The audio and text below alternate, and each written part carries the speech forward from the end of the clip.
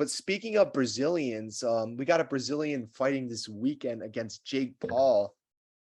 Oh, Anderson Silva.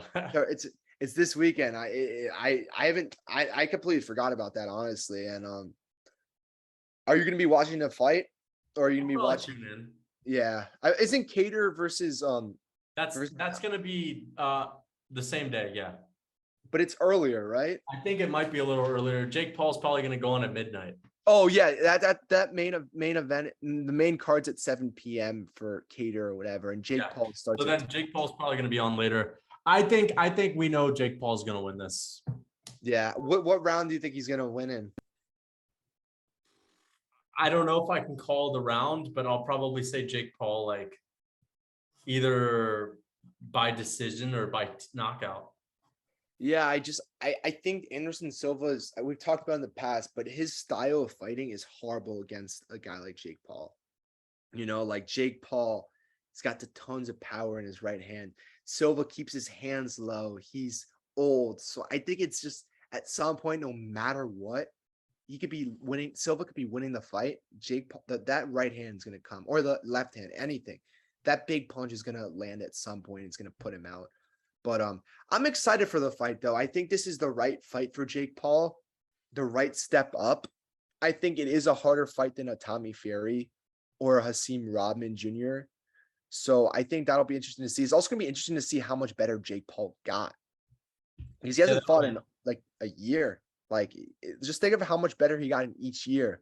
Like, imagine if Jake Paul just got like what if Jake Paul just like this different guy now who's just like unreal, like that'd be kind of crazy. I don't think it'll be that great, but it's just going to be so interesting to see how much better he's gotten.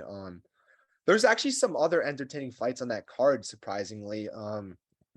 I think Le'Veon Bell is fighting Uriah Hall. Actually, I don't really understand why Le'Veon Bell, a football player who's coming off a knockout against Adrian Peterson, is fighting a former UFC fighter. So it seems a little, I think Uriah Hall may just brutally knock him out. I think one of Nate Diaz's teammates is also fighting on the card against a guy named Dr. Mike, who is a big YouTuber.